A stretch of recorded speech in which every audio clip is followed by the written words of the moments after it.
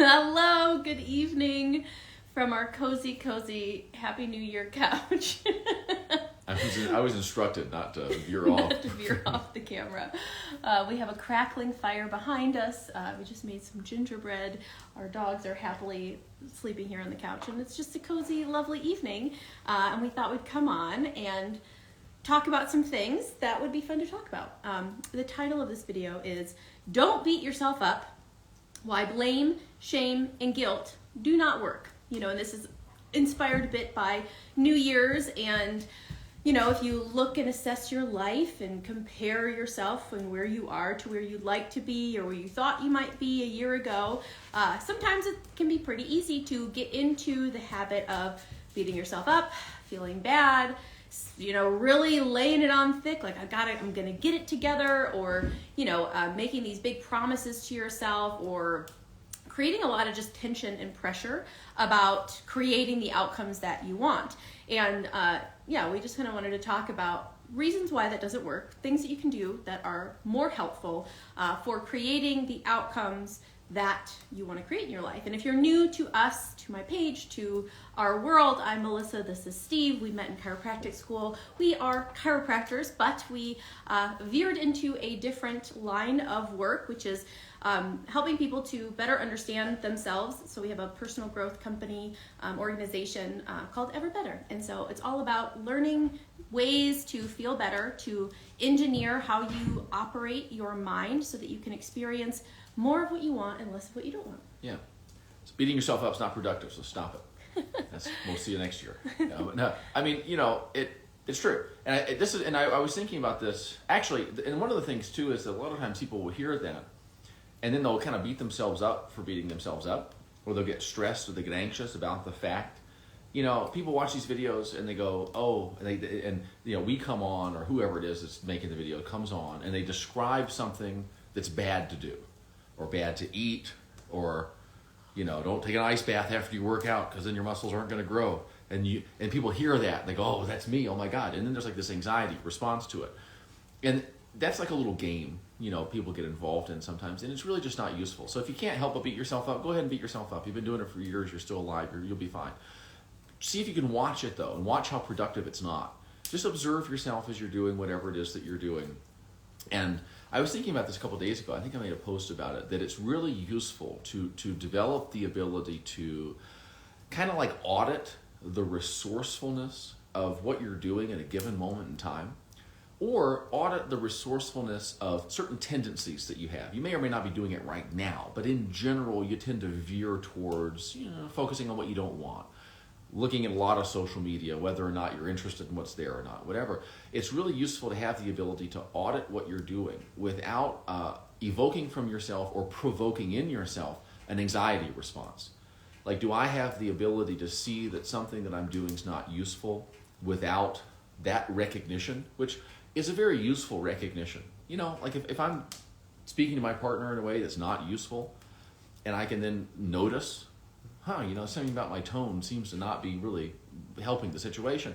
That's a useful thing to be able to, that's information that's useful for me to be able to register, But if I don't know how to register that information without evoking an anxiety response from me, a panic, basically if I can't recognize that I'm doing something that's not working without feeling worse than I did before I recognized that I was doing something that's not working, it's going to be really hard for me to convince my mind to notice as many of the things that I'm doing that aren't working as it would be useful and enriching and rewarding for me to notice.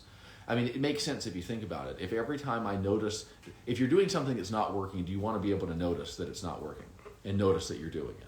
Yes, because then you will have a choice about whether you're going to keep doing it or not. So if you notice that you're doing something that's not working, and the emotional consequence of that is that you feel worse than you did before you noticed it, there's a smart part of you inside that's going to go, we don't want to notice ourselves doing these things, because noticing ourselves doing this stuff hurts emotionally. I was here before I noticed how well what I was doing wasn't working, and then I noticed how well it wasn't working, and then I felt worse, and it's like an emotional downgrade. And so if you really want to turn yourself into kind of a natural improvement machine, sort of a natural resourceful responder, it helps a lot to notice what your emotional reactions to seeing yourself doing things that you probably would be served better by doing differently. Notice what your emotional reactions to those recognitions are, and ask yourself, are these recognitions making it easier or harder for me to notice things that it would serve me to notice? Are these recognitions making it scary or inviting for me to have these realizations? Are these recognitions creating a psychological incentive? Oh boy, something stupid that I've been doing that's been hurting my experience, that now that I've noticed I'm doing it, I don't have to keep doing it. Or is it something that creates a psychological incentive to avoid those insights at all costs? Oh my God, I can't believe that I was talking to my children that way. I'm such a bad mother. I'm such a bad father. Oh, and it's just like my parents talked to me, and that's what I swore I'd never do. Down, down, down. And your mind goes, well, listen, we're going to make sure he doesn't see himself doing that again, because seeing that makes him miserable. And so if you can figure out how to create, at worst, like a neutral experience of seeing this stuff, and ideally, kind of like a reward-based, sort of like a like a dopamine kind of excitement. Oh, great. Like, if you find $100 on the sidewalk, I mean, most people have a positive emotional reaction to that. If you can get it so that you seeing yourself doing things that don't serve you elicit something along those lines, then you'll start noticing a lot more stuff. And the more things you notice, the more improvement in the quality of the choices you'll make. Yep. Someone said, funny, I've been beating myself up. Healing and conflict resolving is taking too long. Ooh, okay. That's, yeah. I mean, looking at conflicts and beating yourself up because it's taking too long or you're stepping on tracks. I mean, that all of this applies to that, and that's the thing where the work that we do, like in awareness school, ties into the GNM work, is like, I have to be able to notice myself engaging with my symptoms in a certain way, thinking about my symptoms in a certain way, realizing that I haven't resolved something or I keep reactivating something. I have to be able to look at that in a neutral way that doesn't cause me to step on more tracks, to have even more of a downward spiral, because it's difficult. And that's one of the things, is when you're in healing, and Steve and I, we're going to be recording a podcast on Thursday for the GNM podcast to talk about some experiences we had over the holiday season, and conflicts Steve had, conflicts I had, conflicts our cow has, and basically how, it's tough to be dealing with symptoms. And when you're dealing with symptoms, it tends to be more difficult to respond resourcefully to the stuff that's coming up. That makes it harder to notice without beating yourself up for where you are. But that all of these skills can be built even in the midst of difficult circumstances if you will just watch, if you will just learn the skills to observe what you're doing without layering on the immediate judgment, because it almost doesn't even feel like it's something you're doing. It seems like something that has to happen.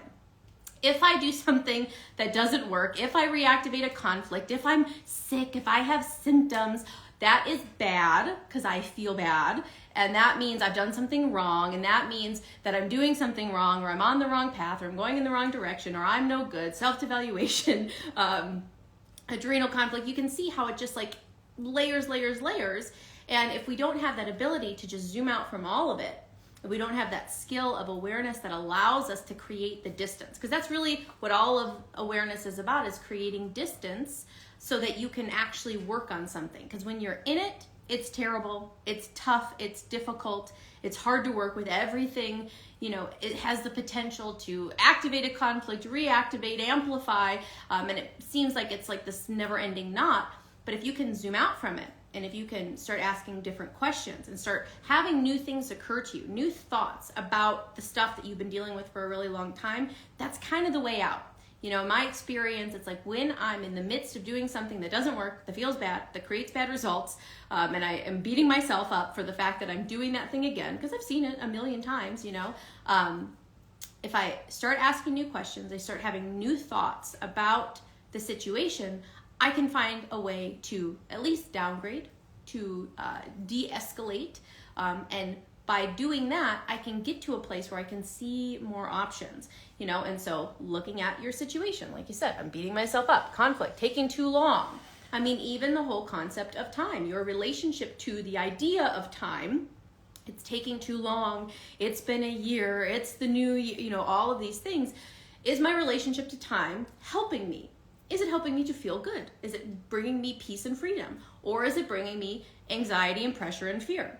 And it's like, being able to at least look at the way I'm looking at this area of my life isn't inherent to this area of my life. There are stories, there are things I'm telling myself, there are ideas that I've consented to that may actually not be true in reality, but they are true to me and for me because of my relationship to these areas of my life thus far. And by being able to kind of unravel, like I said, ask new questions, look at it with new eyes, you'll start to see new opportunities. Yeah, that's like you said something about doing work on your mind or whatever. It's like, your world's already out in front of you, which is why it's so easy to pay attention to it, but your mind's kind of like, back behind you, or it's sort of at eye level, and what this stuff we're talking about is all about is getting your mind out in front of you so that you can work on it. So like, there's a sense in which awareness kind of functions to push mental activity that up until this point you have been identified with, push it out in front of you so that you see it almost like you see a table, or like you see the clouds in the sky or whatever. You can actually observe. It's like meaning assignment that happens like here doesn't feel like meaning assignment. It just feels like reality. So if I make an event mean something, and that action of meaning assignment's occurring, when I'm pointing here, I'm talking about like in my head. It's happening behind my awareness. It's just automatically occurring. It doesn't feel like meaning assignment. It just feels like just the way it is, right? But if I become more aware, that awareness kind of like, and this is just a way of describing this. This isn't literally something that happens, but this is just kind of like what it's like. The awareness, as it grows, pushes the activity of meaning assignment forward so that it's like in front of my eyeballs, not physically, but my sort of like mental eyeballs. And then I can see myself. I can see an event occur, and I can see myself make that event mean something.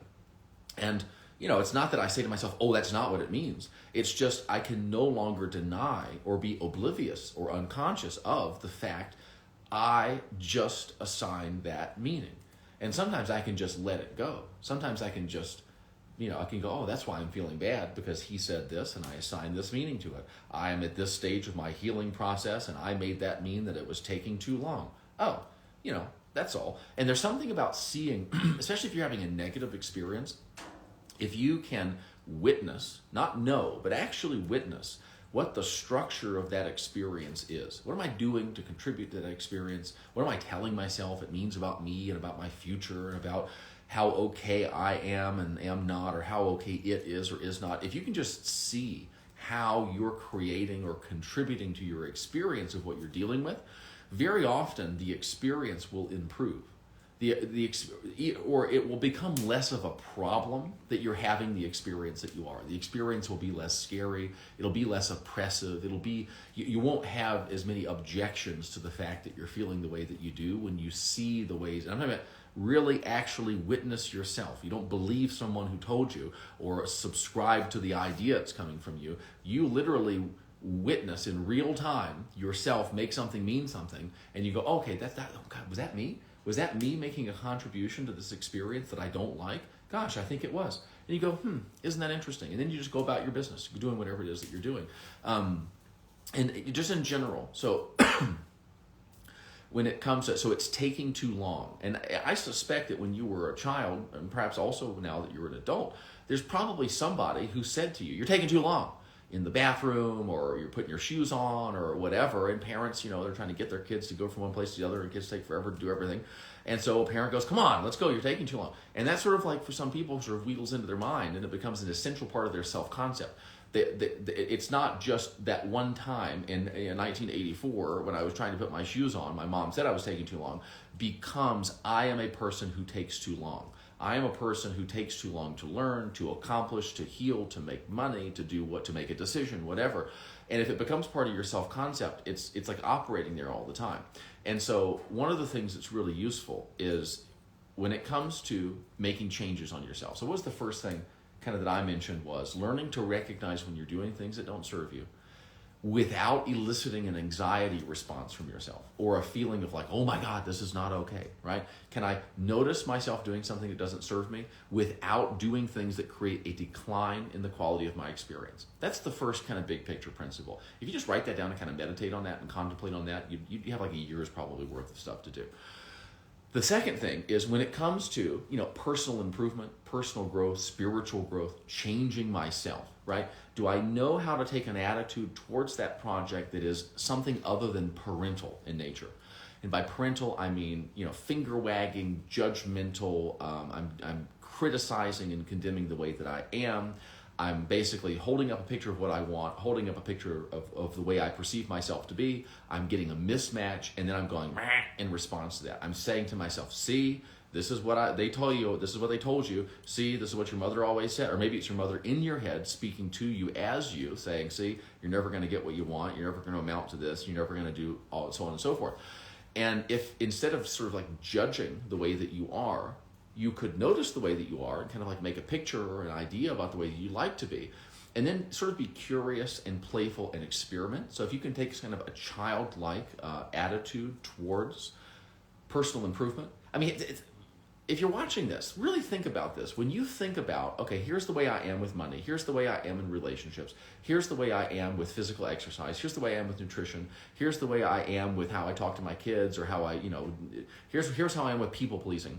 And like, how many of you are capable of recognizing a disparity between the way you think you are and the way you think you ought to be, or the way that you would like to be? Can you recognize that disparity without getting into a parental mode where you're judging it and saying, I should have figured this out, I really need to creating a decline in your experience? Do you have that ability to go, what would it take for me to actually make different behaviors in this area of life easy and natural for me? What would it take for me to really actually want to do the thing that I want to have done? I wonder how I could get myself to actually sort of just meaningfully modify my default patterns of behavior in this area of life. How much of your sort of self-assessment is curiosity-based and about experimentation versus how much of it is sort of disapproving elderly elementary school teacher going, bah, bah, bah, your cursive isn't good enough, or some religious figure saying that you're not doing it right, or your parent finding fault with you, telling you that you're taking too long. A lot of people, as soon as they shift into that personal growth mode, they get into this stultifying, unpleasant parental ego state where it's mostly about judging who they are and beating themselves up for it, or imposing a kind of emotional heaviness on themselves for not being different, instead of like a lighthearted, sort of low-key sort of thing that goes, hey, it's the new year. A stupid thing people like to do is try to change the beginning of the new year. Why don't we actually play around and see if we can get ourselves to get super physically fit this year? Wouldn't that be interesting? Or maybe we'll just form a really healthy relationship to our body, independent of how resourceful our exercise choices happen to be. And then maybe on top of that, we could layer some actual healthy exercise choices. So watch for, one, right? You see things that you could be doing better, or that you think maybe you'd like to do differently, and it always results in a decline in your experience. You feel worse than you did before you recognized the opportunity. You have a big problem, by the way, if recognition of opportunities causes a decrease in the quality of your experience. If you see an opportunity to change in a way that you'd like to, or change in a way that would enrich your experience, or you think might enrich your experience, and that makes you feel worse than you did before you saw the opportunity, that's an opportunity allergy, that's an opportunity aversion. That's not going to work. No person in the world, no matter how disciplined they are, or smart, or creative, or deserving, no person in the world who has a bad feeling reaction to the recognition of an opportunity is going to create as much of what they want as they could if they felt a good feeling when they encountered that opportunity. So that's just something else for you to not feel bad about. Getting into the specifics real quick, and this, by the way, I'm talking about one person. I know you're probably ready for me to move on. I'm talking about one person, but this applies at a pattern level probably to most of the people who are watching this video. If you'll just kind of like, extract the principle and apply it to your specific situation. I say to myself, I'm taking too long to heal. Okay, well, you're taking as long as you're taking. That's true, right? It's taking an amount of time. I have to tell myself it's taking a not okay amount of time. It's taking too long. That's commentary. I mean, that's judgment. That's and probably that's not an isolated activity. Probably you find fault with yourself and the world and perhaps other people, or maybe mostly yourself, in other areas too. And so I would just kind of step back and think, okay, hang on a second. There's what's absolutely true. There's what's, negotiably true. And then there's what's absolutely false. So what's absolutely true? Well, it's true that you've been unwell, or you've been dealing with symptoms, right, for as long as you have. That's pretty absolutely true. What's negotiably true? Well, you've been feeling this way for too long. I mean, that's an idea, and I can certainly understand why a person would say that, but that's not the only perspective that a person could take. I don't think it's I don't think it's a view that you necessarily have to take, and it doesn't really necessarily seem likely to be something that's going to be helpful in your specific situation, right? And then, what's absolutely false? It's not okay that you're taking as long to heal as you are. There's something that you have to feel guilty about this. I would say that's absolutely false, that you have to feel guilty, or you have to feel bad, or you have to despair. And so usually when a person's caught up in some kind of negative thinking or whatever, the first thing I like to do is let's acknowledge the absolute truth that is involved in this negativity. Especially if you've got a resentment or a grievance with another person. There is something that is absolutely true, right? They behaved in a way that most people would not like. Absolutely true, right? Now let's get into what's negotiably true. And therefore they deserve to be punished. It's my job to punish them. I have to make sure they get what they deserve. I can't have what I want, so on and so forth, right? And then it's okay, well, maybe we'll renegotiate our relationship to some of those ideas without compromising what we know to be absolutely true. They shouldn't have done what they did, And so if you can do that very often, you'll feel kind of a decrease in the resistance that you may have to embracing new, more resourceful ideas. Because there are certain kind of non-negotiable things that people are very uncomfortable with letting go of, and they sometimes misinterpret any improvement in the resourcefulness of their thinking as having to let go of something that they're really committed to. That I want to get better, or that they shouldn't have done what they did. And if you can really just sort of work with yourself and figure out what your objections are and negotiate with yourself and say, okay, maybe it's true. Maybe I can replace it's taking too long to heal with I've spent as much time doing this as I have and feeling this way as I have.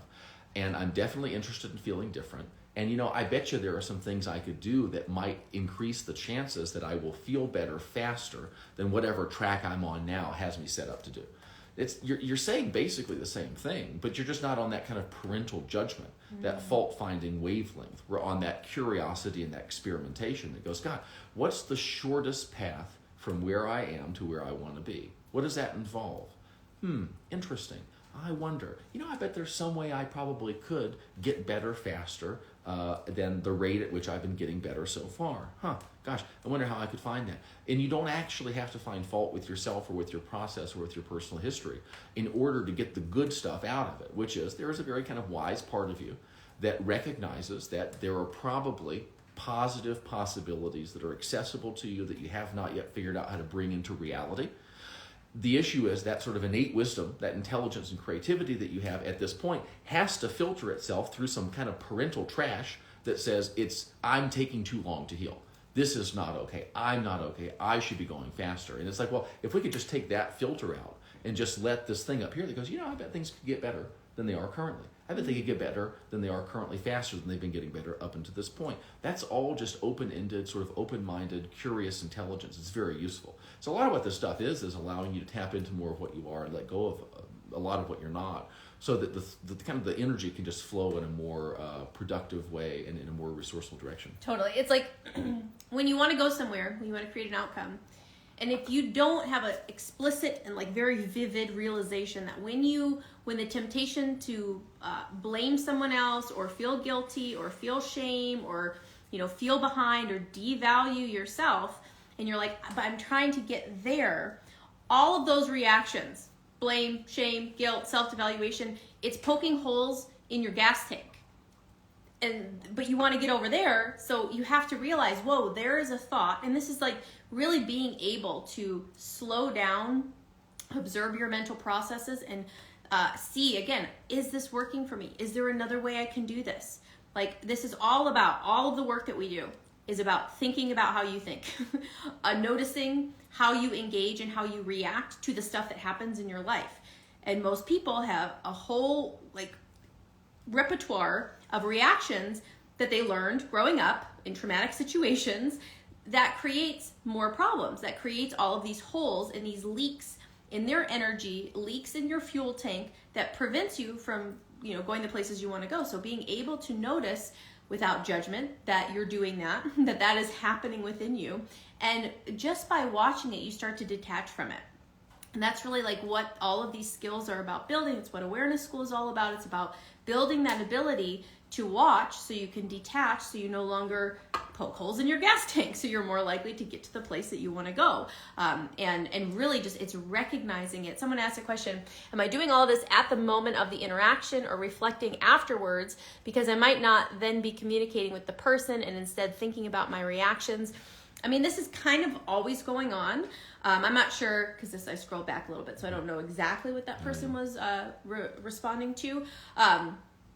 But, you know, all like this inner commentary, this inner meaning assignment, this inner reaction factory is always active all the time. And so if we can be more aware of it, it's going to be harder when you're in an interaction with another person. Because a lot of times, I mean, that's just can be, especially if it's under tension, inherently just like I'm not thinking about my thinking as much when I'm interacting with someone else. Normally it's after the fact when you're reflecting on how you reacted, how you felt, what you said, what they said, how you reacted to what they said, and all of that.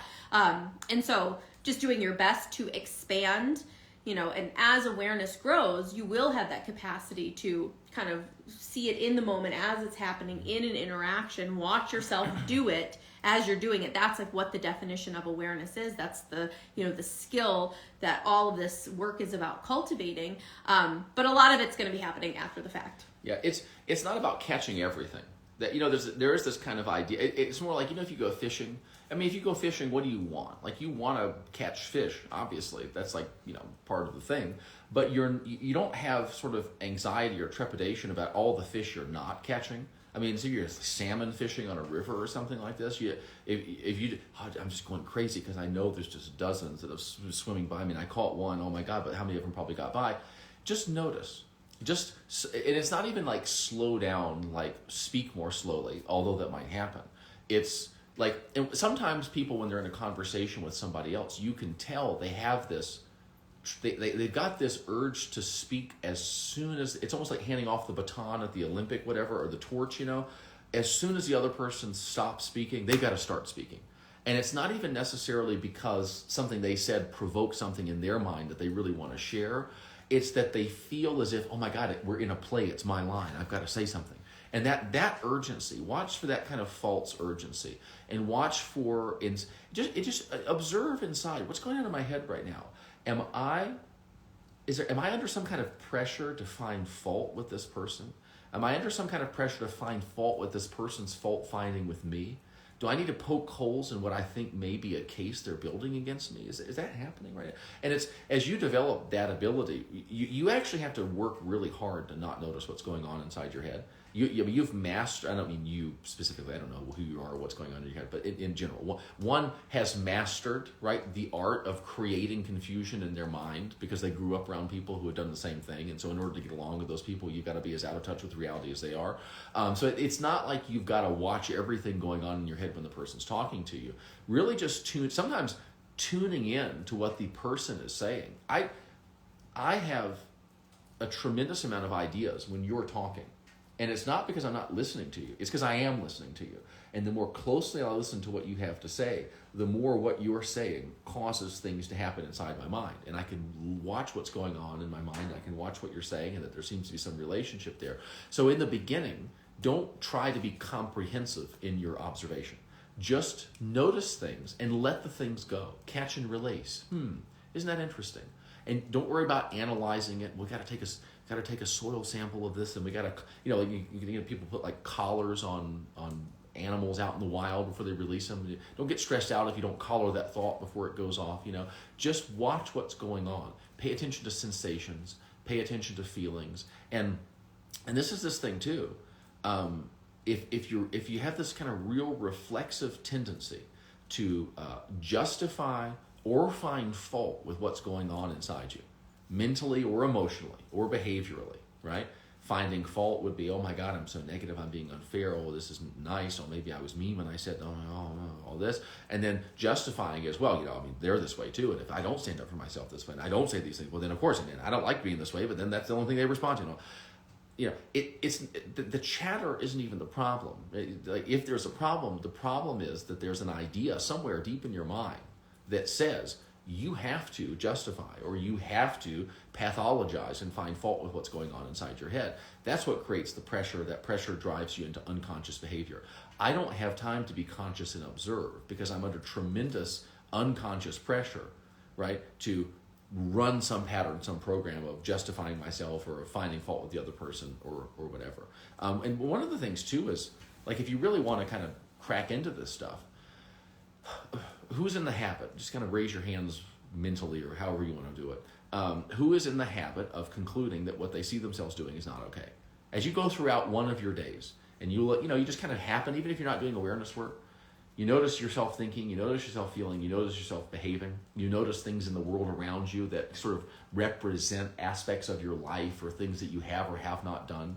And how many times do you notice something that you're noticing and say to yourself, that's not okay.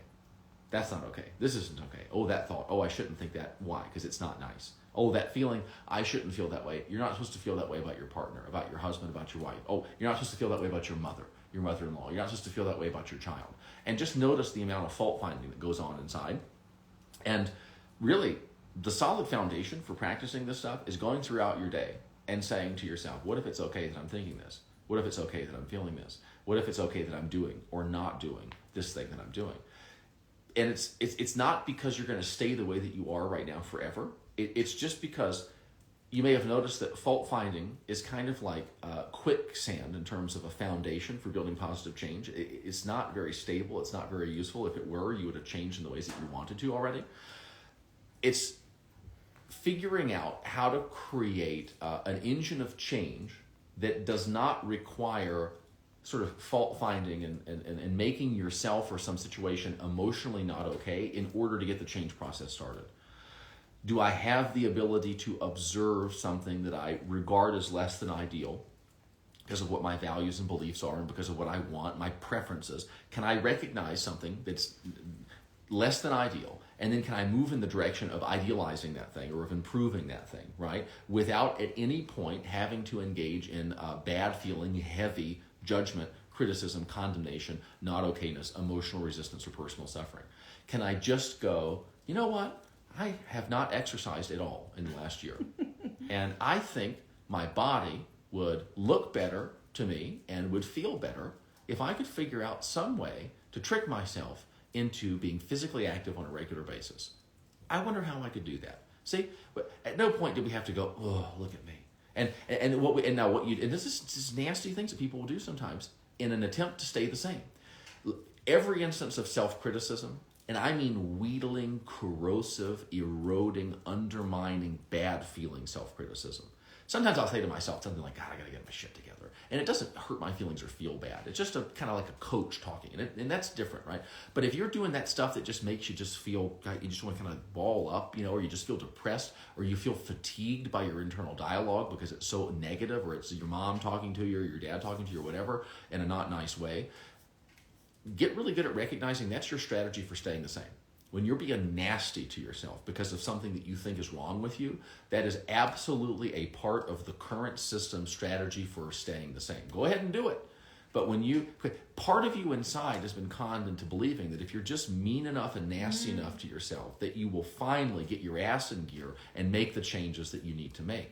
But that's not true. And believing that it is true is part of being the patsy. It's part of being that poor person who lives their entire life dissatisfied with and suffering over who they are and expending tremendous amounts of energy trying to change without ever actually expending the minimum amount of energy required to make the change really happen. So you go throughout your day and you just recognize how nasty you are to yourself or how inclined you are to be harsh or cutting or biting or negative or, just not charitable, not kind, not nice, and say, that's part of my strategy for staying the same, staying the way that I am criticizing myself for being. Mm-hmm. And to go, what would it be like if I had some other strategy? What if I really wanted to change? What would I say to myself? And I would not, for instance, say to myself, I'd like to lose weight. Okay, maybe I'll make a plan to lose that weight. Well, you made a plan last year and you didn't do anything with it, right? That's nasty. Why is that voice in your head?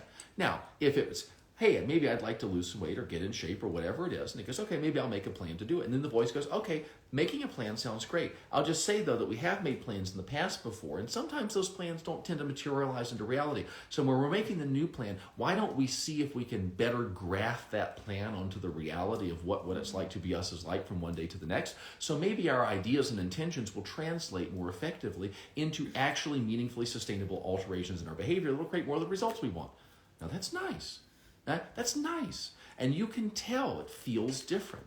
So a whole bunch of this stuff is just noticing the dialogue that's going on in your head and noticing how it's making you feel. And honestly, like, just look at how you feel and go, am I more or less likely to become who I want to be as a result of feeling this way? And if you're tired, and if you're depressed, and if you're demoralized, and if you're unmotivated, and if you just feel like there's no point in even trying, and if you just feel despair and like everything's hopeless, probably less likely to do everything in your power that you could do that will, put you on the trajectory that you want to go on. And you just go up. Isn't that interesting? Remember, get used to realizing that what you're doing right now is okay. It's fine that I have a really ineffective strategy for creating positive change. It's not a big deal. Because the fundamental thing that, like, a lot of people are like super addicted to is they look at something that's going on in their head, or they look at something that's going on themselves emotionally, or they look at something that they do behaviorally, or they look at something out in their world, it's a physical body or their bank account or whatever, and they go, that is not okay. That is not acceptable. That right there, that's my problem. That's why I'm not allowed to feel okay right now. That's the reason I don't deserve what I want. They say some variation of that to themselves that, again, is very depressing, very undermining, very oppressive, very heavy, very, very not useful for inspiring a person to move in a good direction, right? They spend all their time doing that. They're in this habit where they assess themselves, find themselves lacking. Think back to a time when you were a child and a parent or a coach or a teacher said something about you that was critical, but it wasn't, you didn't just register it as a criticism of a behavior that you were engaged in. It cut right down to the core of your sense of who you are. You had one of these oh shit moments when you realized, oh, there's something wrong with me. There's something not okay about how I am. My inclinations are corrupt. They're bad. They're not okay. And I've got to really make sure I run a tight ship, because if I don't, things are going to go really bad for me and I'm never going to get the things that I want. Most people have had an experience like that at some point in their past. And sometimes you get addicted to recreating that stuff in your head, almost like a little protective ritual. And notice how much that little activity does not translate into productive behaviors. And then it's saying, if I actually am serious about changing, I may need to take multiple steps back and figure out a different way of interfacing with the idea of positive change that doesn't involve beating myself up, making myself feel bad. Maybe instead of judgment, it could be about curiosity and experimentation. Oh, wow, you've done that before and it hasn't worked. Okay, well, maybe we'll try it again. Maybe we'll make a little modification. And watch that nasty voice that just wants to creep in. Just observe it. And then realize it's okay that voice is there. See, get good at coming to the conclusion that goes, that's probably fine. Ooh, I was real negative just then. God, I really spent the whole day being super negative to myself. Yeah, that's probably all right. Maybe we don't want to continue doing that. Maybe we want to do less of that tomorrow. But it's probably fine that we were as negative today as we were. And there's this wonderful thing when you relieve yourself of the obligation of condemning or justifying the past or the present. When you don't have to do that anymore, that's no longer your job. Your mind does this nice thing where it goes, well, gosh, I guess we might as well plan what we want to do tomorrow. And it's, there's this thing where it's like, I can have a couple of jobs. I can make my job engineering the me that I would like to be and creating the life that I want. Or I can make my job, I'm the judge, the jury, and the executioner of the life that I have and of the person that I perceive myself to be, the person that I am. I can be one of those two things, but I can't be both. It's very difficult to, and by judge, I'm talking about a vindictive and a harsh, condemnatory imposition of emotional penalty. Right? I'm not saying, listen, I got some habits that I'd probably be better off without, and I'm lacking a lot of habits that I'd probably be well served by having. That's not judging. That's just assessing. That's the auditing. That's fine. I'm talking about the nastiness. Is there a part of you inside that scans for things you could have done differently so that it can subject you to punishments that are purely punitive in nature? Not things that are designed to assist you in becoming who you want to be. Things that are designed to take a chunk out of your psychological flesh as punishment for being the way that you are. If that's going on, I want to know about it. I want to know that's happening, because people very often experience themselves as trying really hard and getting nowhere. and it is true they're expending tremendous amounts of psychological effort, but they're putting that effort into change strategies that don't work. I recently visited family and heard my dad say to my mom, "What's wrong with you?" And it landed in my conscious awareness that this is a huge part of my self-concept, and I can see the illusion clearly now.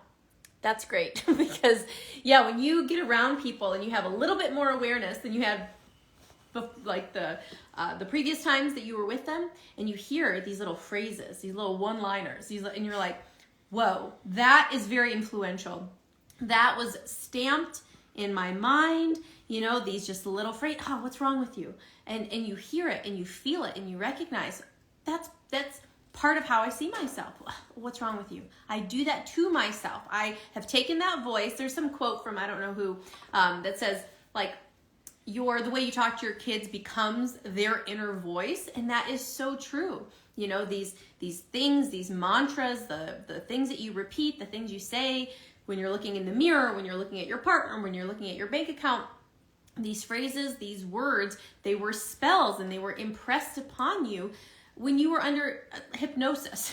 From 0 to 7, you're in a hypnotic state. And so everything you hear, you're taking literally, seriously. It's being absorbed by the subconscious mind, and it just repeats. It doesn't judge it and say, no, this isn't really helpful. This isn't the most useful way to think about it. This is actually contributing to self-devaluation and other biological adaptations. And, like thinking about what's wrong with you assumes that there's something wrong with you.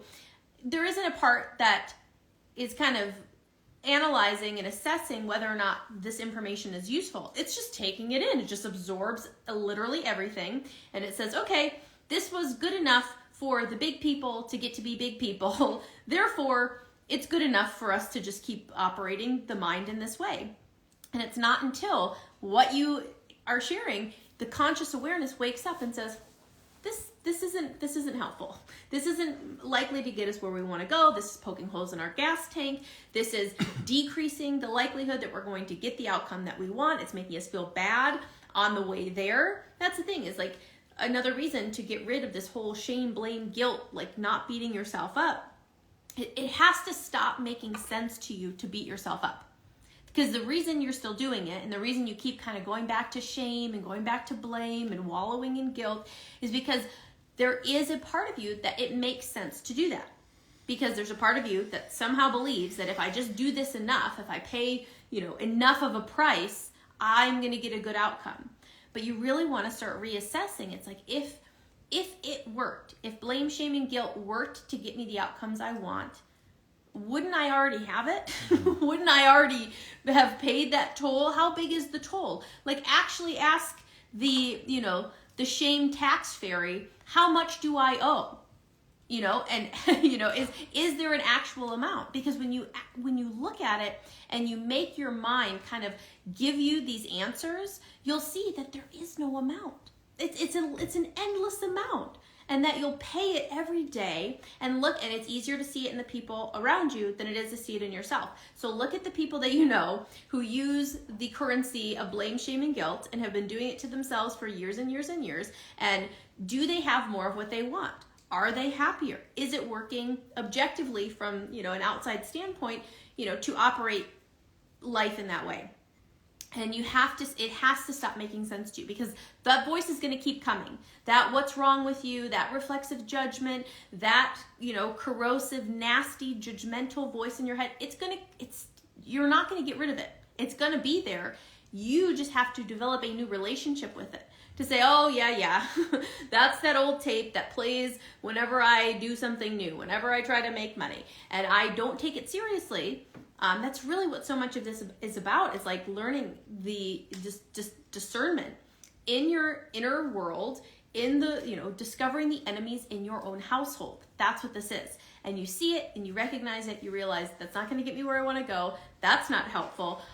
I'm going to do something different, or I'm just going to watch and observe, even if I don't have the capacity, because it does take effort to re-engineer new mental pathways and to, re-engineer your responses to life. It takes repetition. It takes breaking the pattern with awareness, multiple times. But even if you haven't re-changed up all of your internal reactions, just watch. And if you just watch, you will create that space that's necessary for creating more of those changes. Let's see. Yes, I hear that. What's wrong with me? Totally the same here, but I still don't know how to undo the thought. You don't have to undo it. Just watch it. I mean, there's nothing for you to do. That's the kind of confusing thing about it. There are things that you can do, but there's nothing that you have to do. So you watch it. I think one of the first things is just consider. A lot of times people try to, and you said it, and I like that you said undo the thought. And you don't undo the thought. You add a new thought to the one that's already there. So think about it like if you're making a stew or something and you add a little too much of a certain spice. I mean, you're not going to get that spice out. It's in there. I mean, you try to scoop it out, but it's pretty much like it kind of diffuses in the soup pretty quickly. And so really your only choice then is to make the inappropriate amount of spice appropriate by adding more of the other ingredients. As if I can't get the spice out, but I can add more stock and more beef and more, whatever it is, your potatoes you're going to put in there, and then all of a sudden everything will be fine. So when it comes to negative thoughts or when it comes to negative programming, my preference is if I try to not think it, it's going to come out even more. And I'm going to get all stressed out about it. And I'm probably going to get looped into some unresourced. I'm probably going to say to myself, what's wrong with me? I can't stop asking myself what's wrong with me. And then it's, the pattern always wants to absorb and sort of co-opt all of the ideas that are designed to short circuit it. So just let that happen and add something to it. Say to yourself, what's wrong with me? And then you go, nothing. There's nothing wrong with me. There's nothing wrong with asking myself what's wrong with me. There's nothing wrong with asking myself what's wrong with me, even though that's not a particularly productive thing to do. And you have to recognize that the question, what's wrong with you, is what's at the end of it, a question mark or an exclamation point? And it's usually an exclamation point. There is something wrong with you, but you'll never figure out what it is, and you'll definitely never fix it. And so you'll never be able to get out of the unpleasant emotional situation that you're in right now. You'll never be able to escape my judgment and criticism because you'll never figure out what's wrong with you, and you sure as hell won't ever fix it. It's the establishment of a relationship between the parent on the outside and the child on the outside that establishes a relationship between the parent on the inside that lives in your head and the child on the inside that lives in your head. This is the way it's going to be forever. And just recognize you start saying it to yourself. Start asking yourself that question. When you go, what's wrong with me? Say, is this an information gathering exercise or is this an indictment? Is there an exclamation point at the end of this sentence or is there a question mark? Because if you put a question mark at the end of the sentence, or the sentence, what's wrong with me? What's wrong with me? Well, I go around assuming that there's something wrong with me a lot of the time. That's part of it. And you start actually engaging with it in that way. Is it true that you'd be better off if you didn't ask yourself what's wrong with you? Probably so. So if you turn that indictment into a question, and then your mind will then begin to supply work-withable information. And the nice thing is, when there's an exclamation point at the end of the statement, what's wrong with me? The answer is vague, undefined, unknowable, ambiguous, immutable, inescapable, eternal, right? But if you put a question mark at the end of what's wrong with me, the answers that will come in response to it will be at the activity rather than the identity level. It will be, I do things like ask myself stupid questions in my head sometimes. Well, that's something that you can stop doing. That's something that you can add something to that will neutralize the negative effects of it. So there's this kind of con where people, they get duped into conceptualizing unresourceful activities at the level of their identity. So that it's a thing to feel bad about rather than a thing to change. But the more sort of aware of it you become, the more inescapable, the more obvious it becomes to you. This is not a thing that I am. This is an activity in which I am actively, if unconsciously, engaged. There's something do-withable about that. There's something work-withable about that. And it becomes so obvious to you that there are things that you can do about it that it, like you said, no longer makes sense to feel bad about it. Why would it make sense to feel bad about something about yourself that you don't like? Well, if you believe deep down that it's not changeable, I can't do anything to change it, well, then what can I do? Okay, well, I can feel really terrible about the fact that it is the way that it is. That's empowering in a sense. There is something that I can do. It's totally impotent and makes me miserable, but there's something I can do, right? I can feel horribly guilty all the time about the fact that I'm not good enough. Okay, and that's just what the mind settles on. But if you actually get to the point where you're aware enough to recognize this thing I thought was my identity that was bad identity, the more aware you become, the clearer it becomes to you that what you thought was bad identity or what your parents tricked you into believing was bad identity is actually unresourceful activity. Now that's it. Your life has changed. Like if you get to the point where you can recognize, God, what I used to assume was bad identity, which means evil, not okay, fundamentally, cosmically unacceptable identity, who I fundamentally am, right? That's that kind of eviscerating, just sort of depressing, undercutting thing. And then I become aware enough to recognize, it's not bad. It's just not ideal. It's not resourceful. It doesn't make me feel as good as I'm capable of feeling. It doesn't evoke from me behaviors that are as resourceful and productive as I'm capable of, evoking from myself. It's an unresourceful activity. Activities are, by definition, mutable. They're changeable. I can learn how to not do. I can add doings to that doing. I can, there's all sorts of different things. So these options open up, and you become now an engineer instead of a judge. You become an artist instead of a critic. You become a person who's going to say, okay, so let's see what we can do. Like, in judo, it's like if you could take a martial arts class, the objective is not to avoid being attacked. I mean, the objective is to get into a physical altercation with somebody so that you can practice certain maneuvers. So, like, if your objective as personal growth is to never be negative, I mean, that's silly. That's like going to martial arts and saying, oh, I hope I don't get matched up with anyone. I hope no one tries to punch me. I hope no one grabs my gi. I hope nobody puts hands on me in some way. It's like, well, what are you even doing here? Why are you bothering? And so now it's like, look forward to negativity coming up so that you can try out some resourceful. And this is the thing, I like the judo example, because at least in theory, the idea is not that you just stop them from attacking you. It's that you sort of grab hold of the energy that they throw your way and turn it to your own purposes.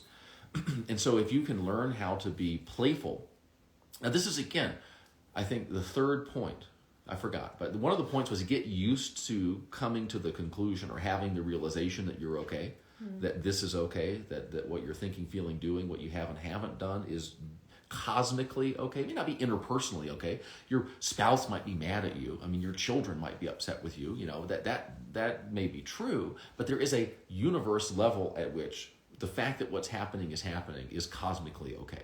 And that just means that you don't have to resist and suffer over it. You can skip straight to responding resourcefully to it. That's all. It's not an endorsement. It's just a get out of jail free card so that you don't have to do things that don't work, emotionally resist and suffer over and amplify and exacerbate the stuff. And so you get to this point where you get really good at realizing, or even asking yourself, what if this is okay? What if this is fine? What's wrong with me? I don't know. What if it's okay that I don't know what's wrong with me? What if it's okay that I'm inclined to ask myself what's wrong with me, even though the answer might be nothing? And so you get used to coming to that conclusion. That's, already kind of short-circuiting the fundamental engine that's driving this thing, which is this baseline assumption that goes, there is something like really not okay about me. I don't mean something worth optimizing, something worth changing, something that will improve my relationship, something that will help me get along with people better. I'm talking about something that's like kind of heaven and hell, God level defective with me, that I have to feel terrible about, right? It'll start to take apart that assumption. And without that assumption, a whole bunch of unresourceful internal activity will just kind of fall apart. You'd be amazed at how much of the unresourceful thoughts that you see and then attitudes and sort of things that you kind of get caught in, and you could see, oh my God, I do so much negativity, so much. How much of that is driven by one fundamental assumption, which is there's something unknowably wrong with me that I'll never fix and can only ever just feel bad about. And if you begin to kind of take that thing apart by watching it and observing it and recognizing, and again, if there's an assumption that goes, there's something wrong with me, and you get that if your dad asks you what's wrong with you a lot, that assumption is operating back behind my eyeballs, is operating back behind my awareness. An assumption is an activity. You say, I assume, that's a verb, it's something that I'm doing. But if the assumption is occurring unconsciously, it's occurring outside of my awareness, right? It's going to register to me. And the consequences of that assumption, right? Which means, how do I feel as a result of assuming there's something wrong with me? Shitty. I mean, bad, right? Not good. The consequences of that assumption, they're not going to feel like an activity. They're not going to register in your experience as an activity. They're going to register as reality. You can think of it, the consequences of my unconscious activity, I experience as reality, I experience as identity. If I say to myself, gee, Steve, you're such a piece of shit, and I'm so unaware of my internal dialogue that I don't even hear that voice, and if I do hear it, it just kind of faded in the background. The feeling of telling myself that I'm a piece of shit is going to feel just like reality. And then I'm going to point to that feeling and go, see, I know I'm just a piece of shit. Because look, I who would feel this way if they weren't, right? But as that voice gets pushed further out, the feelings that are associated with that voice get further out too. And I can see, I just said that to myself. Well, that's interesting. Oh God, I'm really feeling kind of kind of shitty too. Oh, that's interesting. I wonder if there's a relationship. And then, like, literally, a big flashing neon arrow will begin to emerge between this unresourceful dialogue and this feeling. Mm-hmm. And I'm going to say that you instantly stop feeling that way, but the fact that you feel that way ceases to matter to you. It's strange because there's this period of time when the emotions are still present, but they have no power over you. Because you recognize that emotion is not it's not a feeling-based indication of what's true about you. It's a feeling-based indication of what's been going on inside your head, and you're not worried about that because you know those things are changeable. This is funny about this spicy food that you mentioned. I can't unthink my friend saying how spicy foods are full of toxic anti-nutrients, and now I can't tolerate spicy foods anymore. That's really interesting. It's like that is, once something like that gets lodged in your mind, that's like one of those, I had created a conflict for myself around bad oils. And every time I had what I would perceive, or I thought that I ate bad oils, I would get an acne breakout. And when I got rid of that idea, which did take time, and there still are times where I can eat something and have a thought just kind of flash, maybe this is bad, maybe this isn't the best, or why did I choose to eat this, or, and have that split energy, and I will get a breakout. And so it is interesting how these things can get lodged in, so now you've consented to this idea, this belief that there's a toxic anti-nutrient in this spicy food, and therefore you're going to have, I don't know what your symptom is. Maybe, your body have an indigestible morsel where you're trying to get it out of your system, this bad toxic anti-nutrient. But rest assured, you can rewire that. You can't unthink it. It's like, is this useful for me? Is this helpful? Do I want to be able to eat spicy food? So there's a lot that you can do with that one. Let's see. How to deal with others who want to stay not shifted, but one individual in the communication is only defensive / misunderstanding. I mean, it depends on who the person is. One of the things is Hi, Klaus. How can I change your Come behavior? Come over here. If I tell him I don't want him, Huge dog on my lap. Okay, very wonderful. Nice. We love you very much. Yes, You're probably very justified in wanting this person to be different, and that justification is probably the nail in the coffin of your happiness, right? That trying to get them to be different when they don't want to be. Super ultra hands off, I would say, in my interactions with them. If it's, is it a partner? Is it your child? If that's the case, then it's a little more complicated because, cutting the relationship off or allowing it to kind of just, drift apart is not, it's not that it can't happen, but it's, it's a little bit of a heavier buy-in in a situation like that. Try considering the possibility that there might not be anything wrong with their behavior. Might not be. Not that it's you or that you're the problem. Just consider, maybe there's nothing wrong with their behavior, right? And then when you interact with them and they kind of do it, it'll trigger that assumption that there's something wrong with their behavior, and just allow. I'm not saying allow it in to gradually persuade yourself there's something wrong with their behavior. That's not what I'm saying. I'm saying remember to consider the possibility that maybe there's nothing wrong with their behavior, right? So if you're talking to them and you ask an innocuous question like where are the keys, and they say, hey, I didn't take the keys. I think you were the last one that had them. Why are you always blaming me for everything? And you can go, do you feel like I'm blaming you for this? Do you think that I was trying to invite you to feel bad? Or do you think that I was suggesting that you had done something wrong? Just ask them questions and make sure that those questions are genuine information gathering exercises and not rhetorical demonstrations of how inappropriate their behavior was. So if I ask you, did you feel like I was blaming you? Did you feel like I was blaming you just now? So you can hear in the tone, right? That what I'm saying is, I dare you to claim that you think I was blaming you just now because I know that you know that I wasn't.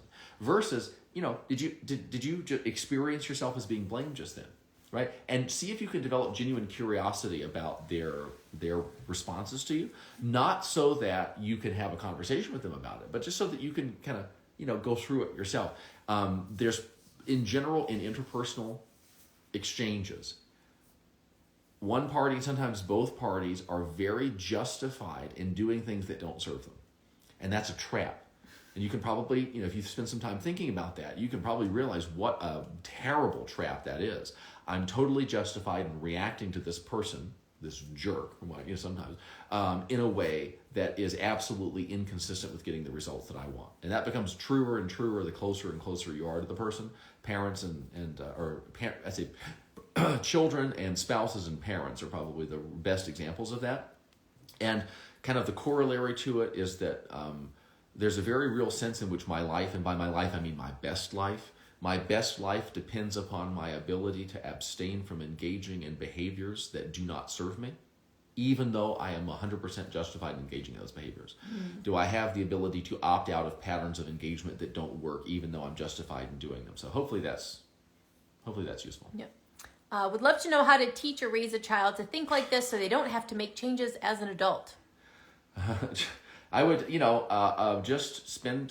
try to do it yourself. The most important thing I think that you can do is to work on cultivating a healthy relationship to yourself. So if you're a little dysfunctional, which I suspect you probably are because, you're a person, can you have a good attitude about that? Can you have a sense of humor about that?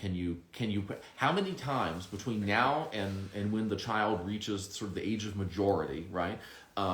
How many times can you have the realization that something that you could very easily emotionally resist and suffer over is actually okay?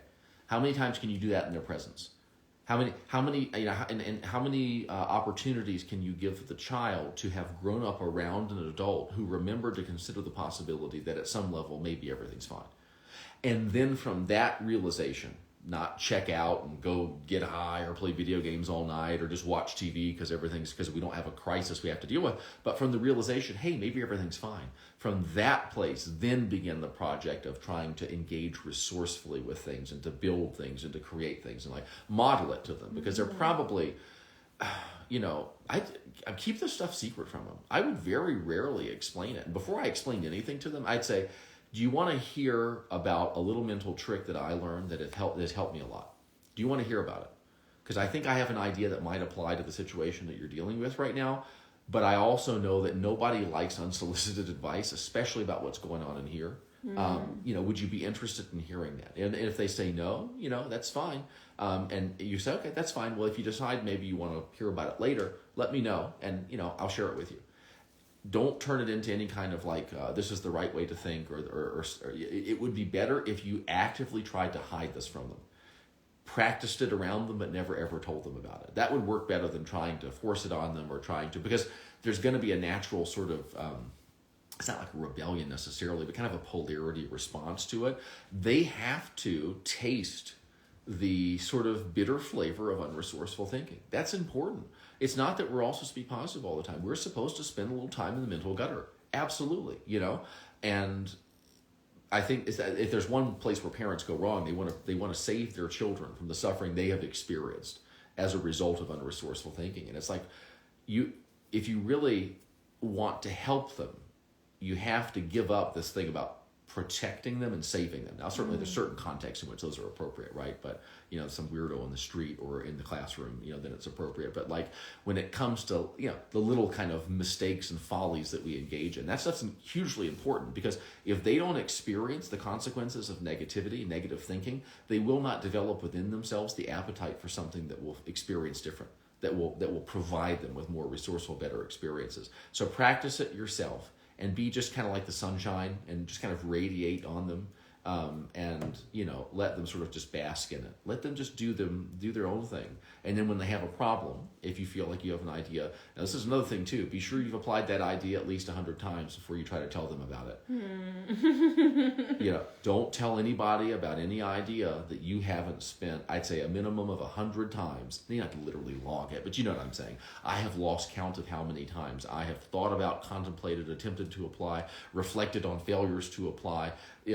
I have intimate knowledge of this idea. Me and this idea are good buddies. It's not like it's kind of weird if somebody knows somebody who knows a celebrity, and then that person sort of tries to rope the celebrity into hanging out with their kid or saying hello to them or something. It's way different and weird than if you're just fishing buddies or you guys hang out all the time and it's like, oh yeah, he said you come over and all that. That's the kind of relationship that you want to have with these ideas before you try to share them with the kid.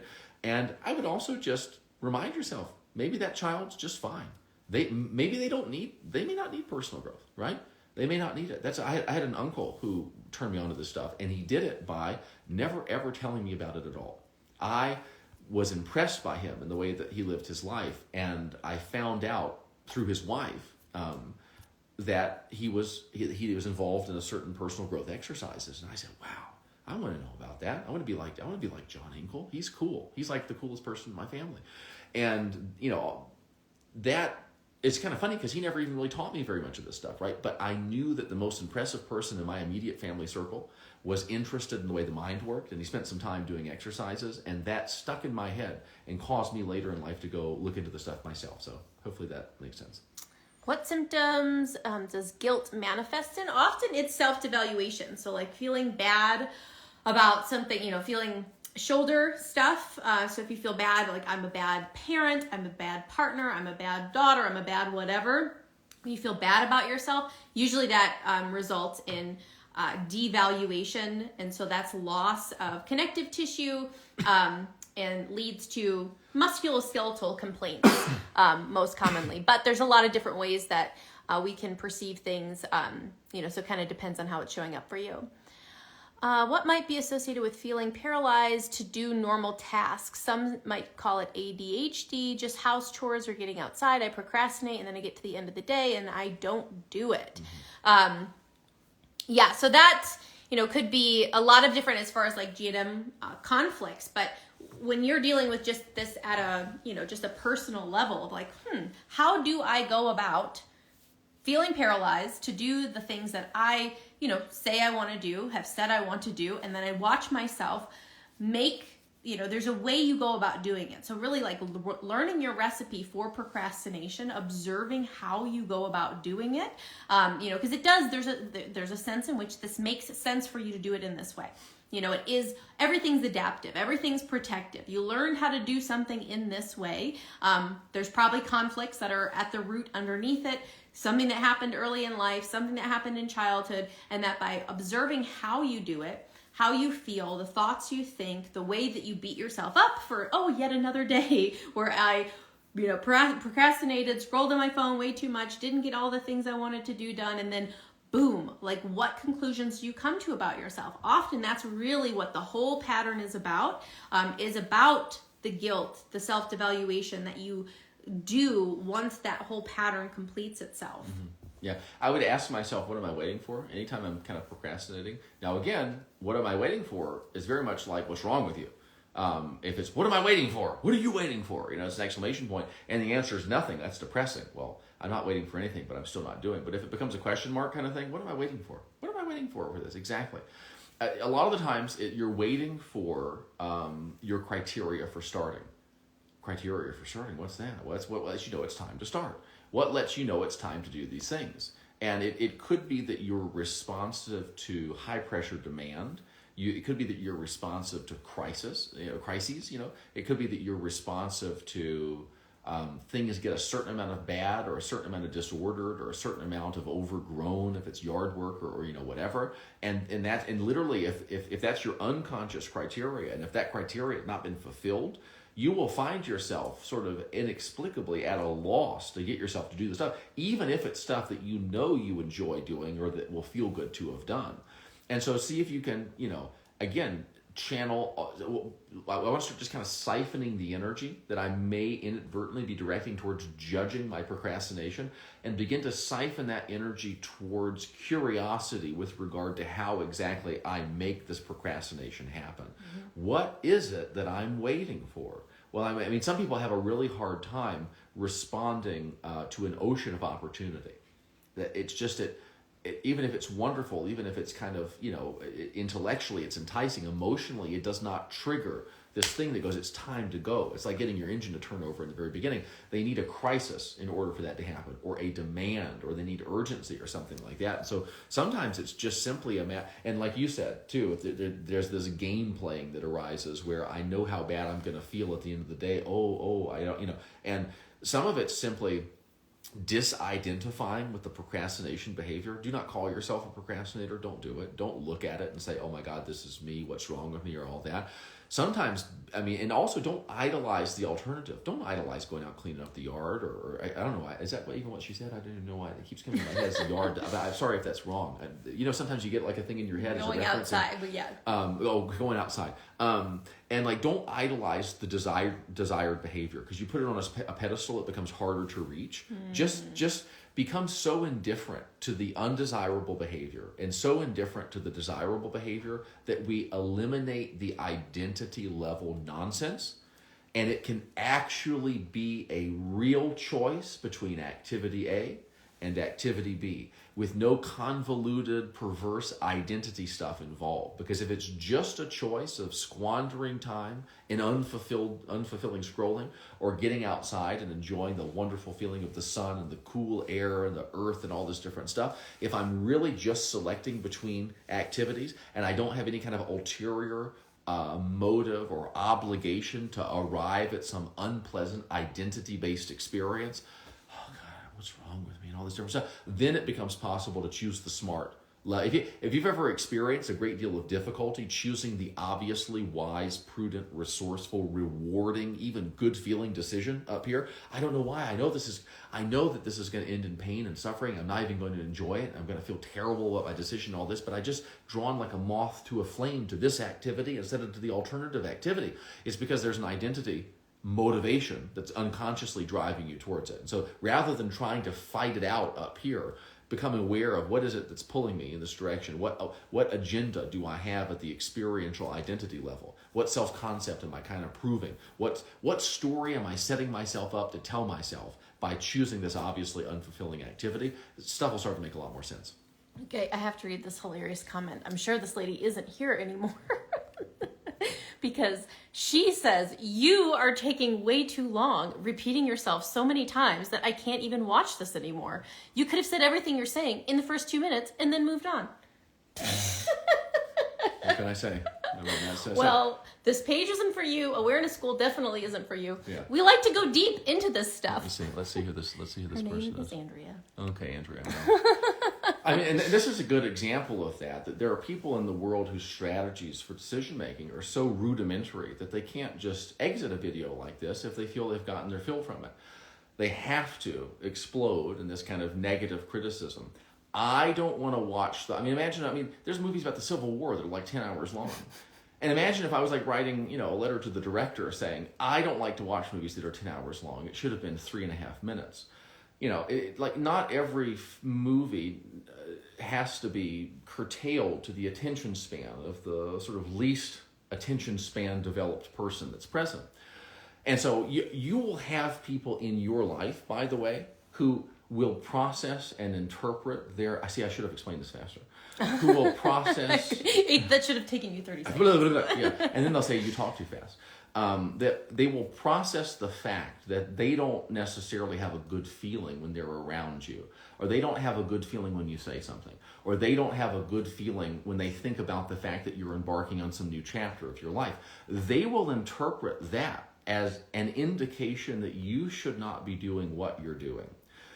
This lady is interpreting the fact that she's not enjoying this video as evidence that the video shouldn't be happening, as evidence that the video should be shorter than it is, as evidence that we should be different than we are, rather than as evidence that she should put her phone down and go outside, or stay on her phone and flick to the next video. Now that's something you're going to encounter, and we actually really like it when these people come out from whatever it is that they dwell and make these kind of comments, because it gives us an opportunity to speak to the people who we actually like working with, who invariably, although they are not Andrea, they have many Andreas in their lives and in their social groups. And oftentimes those people will sort of stifle their...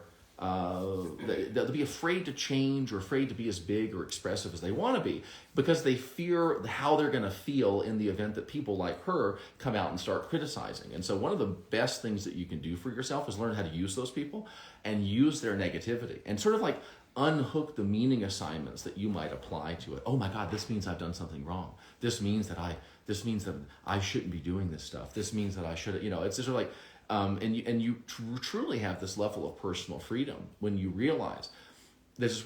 This is probably too long of a quote. I apologize. It's like 17 words, but I have no objections to your objections to me, right? Is a very kind of liberating expression, right? I want to be the kind of person that you are has objections to. And for most of the people who are watching this video, those statements are true. That you, if you really deep down, if you can unhook all your fears of criticism and stuff like that, deep down, you want to be a person, right? With whom certain kinds of people will have objections. That's who you want to be. And so if you can work your way around to feeling okay about the fact that you're not going to be for everybody and that not everyone's mature enough to handle it and just flip away or whatever, life becomes a lot easier for you because you can do your thing and not worry about negative responses. So good. I see a lot of G&M questions. I'll do a G&M specific Q&A later this week, so we can answer those there, but we're going to wrap up our talk for tonight. Awareness School is 3 weeks from tonight. I know a lot of you have been around for a while and thinking about taking it, and so now is always the best time to jump in. It's 10 weeks of really just unpacking what it's like to be you, how you create your experience of reality. If you've got children that you want to influence positively, you just want to steep yourself in this stuff so it just comes out naturally. You'll get to unpack and look at your beliefs, your values, how you go about constructing your moment-to-moment experience of reality. It is a lot of fun. We go really deep. It's live group coaching. You also have access to the 10-module Ever Better Life course, which is just an amazing masterclass in understanding yourself. And it's really fun. We super duper enjoy it. The people who are in the class just add so much to it. It's a very enriching 10-week experience. And so we are doing early bird right now. And so if you want to get in on it, get in on it. We'd love to see you there. And we'll like I mentioned, we'll do a podcast about our recent conflicts. It'll be funny and interesting. So have a great night, and we'll see you again soon. Happy New Year. Bye.